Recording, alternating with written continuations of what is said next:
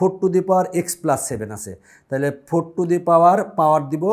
পাওয়ার দেওয়ার সময় এখানে যেহেতু এক্স প্লাস 7 আছে, তাই আমরা এখানে একটা ব্র্যাকেট দিব, দিয়ে এক্স লিখব।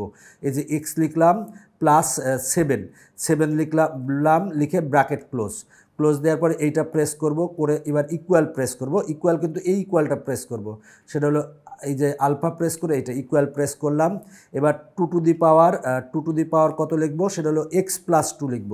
অবশ্যই ব্র্যাকেট দিব, দিয়ে এক্স লিখব আগে, তাহলে এক্স লিখলাম আর প্লাস 2, তাহলে প্লাস 2 দিলাম। এবার আমরা ব্র্যাকেট ক্লোজ করব। এই ইকুয়াল না প্রেস করে আমরা শিফট ক্যাল প্রেস করে ইকুয়াল প্রেস করব। দেখি কতক্ষণ সময় নেয়। এই তো আসছে, এক্সের মান আসছে -12 কিন্তু কতে আসছে, দেখো কি মজার অঙ্ক।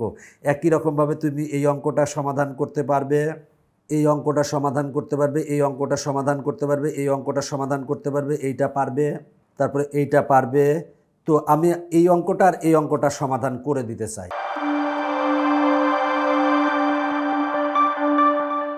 দেখো এই অঙ্কটার ক্ষেত্রে আমরা কি করব, সেটা হলো যে 3 টু দি পাওয়ার, তাহলে আমরা পাওয়ার দিলাম, এখানে 2x প্লাস 5 আছে, অবশ্যই ব্র্যাকেট দিয়ে নিব 2x।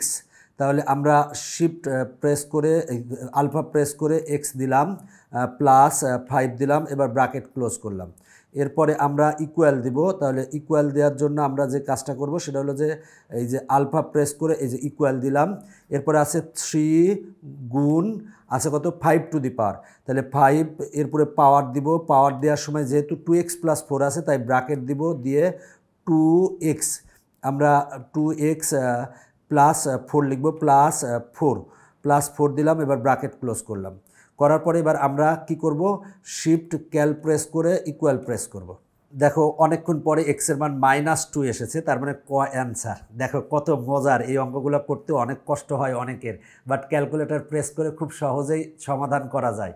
এখানে যে অঙ্কগুলো দেখতেছো, এই অঙ্কগুলার অনেকগুলাই এই ক্যালকুলেটরের মাধ্যমে সমাধান করা যাবে। আমি যে সিস্টেমে বললাম সেই সিস্টেমেই সমাধান করবে, তবে কিছু কিছু অঙ্ক কিন্তু ক্যালকুলেটরে সমাধান করা যাবে না, লিখবে ক্যান নট সলভ।